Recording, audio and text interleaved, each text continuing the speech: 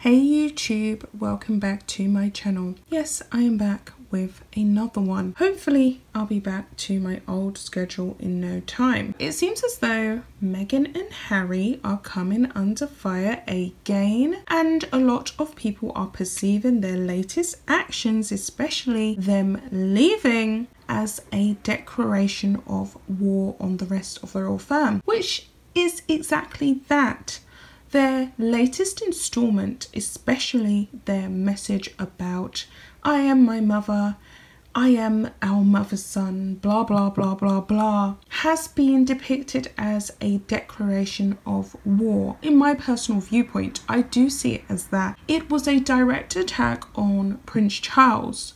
There's no doubt about it. It was definitely a snub of Thomas Markle, no doubt about that either. Meghan and Harry have been quite confrontational, or should I say extremely confrontational, with their Megxit deal full stop and upon leaving the royal firm. They've left no stone unturned, and they've certainly left nothing to the imagination. They are definitely not friend but foe against the firm, and I don't know why. None of us know why. We can only speculate it's something to do with possibly the divorce of Princess Diana from Charles and the way in which that was handled. Harry possibly feels as though his parents' unfortunate divorce and the breakdown in the relationship and the way in which the firm handled it was wrong. He's lashing out against Charles. He is lashing out against William because William is content in his role in the firm. William is fulfilling his royal duty. He's getting on with it. He's raising his kids in a very traditional British royal way, and he has accepted his role as firstborn son, as future king, as has Kate. They are not questioning Charles for the way in which his relationship with Diana fell apart. And maybe Prince Harry feels some kind of a grievance about that. Maybe he feels as though William is a coward. William is outdated. William is not speaking up upon the truth of what it was like to be in such a confrontational, some would say dysfunctional household. Maybe he feels as though he needs to really shine a light upon all of their shortcomings, and there's no doubt about it, Harry has definitely achieved that. But in doing that, he's destroyed his own public image. He is grappling and struggling for any kind of likability, and I guess that's his cross to bear. So this article by The Express, another one, starts off with Meghan Markle and Prince Harry's royal exit was branded a declaration of war on the family by an insider. The Duke and Duchess of Sussex announced their decision to step down as senior royals nearly a year ago, and since then have made waves across the world.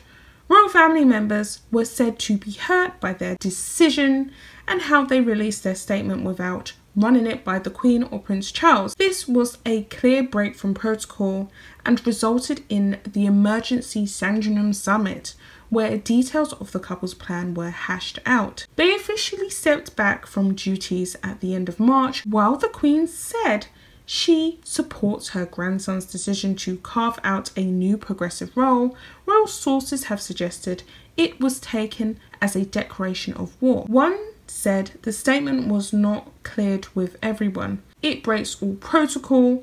This is a declaration of war on the family. There is fury over how they've done this without any thought for the implications for the institution. The Queen is deeply upset. The Prince of Wales and Duke of Cambridge are incandescent with rage. Courtiers can't believe it.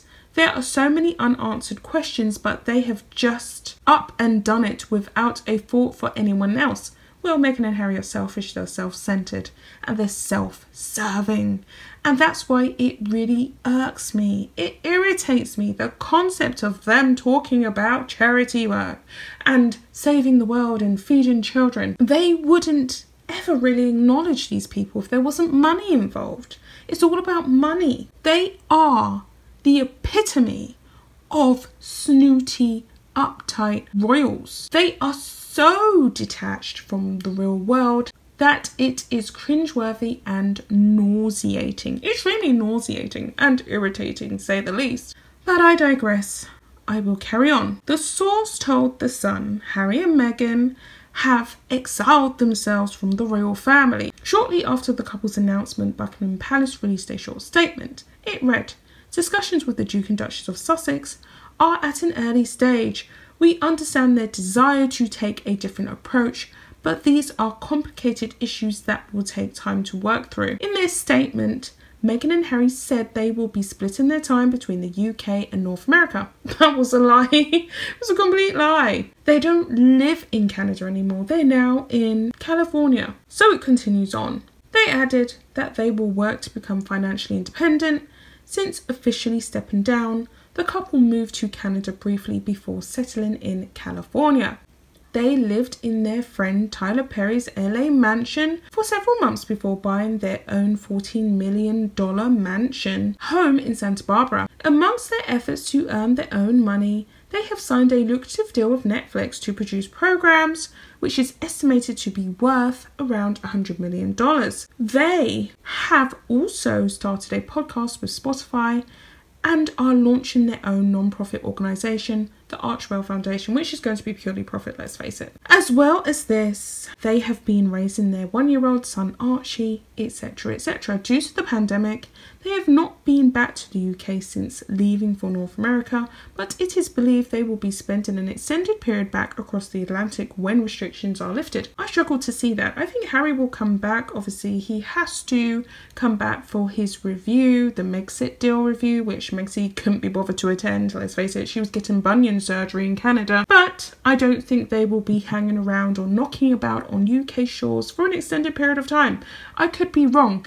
It would be very interesting if they'd done that. It would definitely be newsworthy, wouldn't it? So it continues on here. Meanwhile, they have paid back the £2.4 million.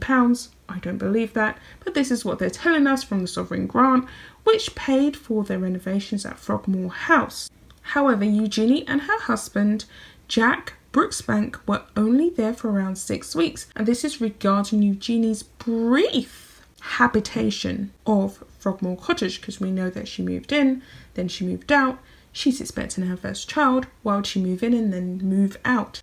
I put it down to it possibly either being haunted, or Meghan and Harry charging them rent to be there, or Meghan and Harry having intentions to move in, or just at least stay in Frogmore for 2 weeks or so. So they decided to vacate the property.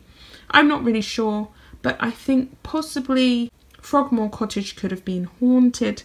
It is a grade 2 listed building. So it continues on here. The couple's statement back in January 2020 read, "After many months of reflection and internal discussions, we have chosen to make a transition this year in starting to carve out a progressive new role within the institution. We intend to step back as senior members of the royal family and work to become financially independent while continuing to fully support Her Majesty the Queen." Blah, blah, blah, blah, blah. So it's quite possible that Meghan and Harry's stepping back from the firm was done with intent to destroy it. They've made no secret of this. Even with the book Finding Freedom, all they done in that book, which they heavily had a hand in writing, was trash, trash and trash the Queen and the royal family some more. I'll be back with another video, guys. Until next time, bye.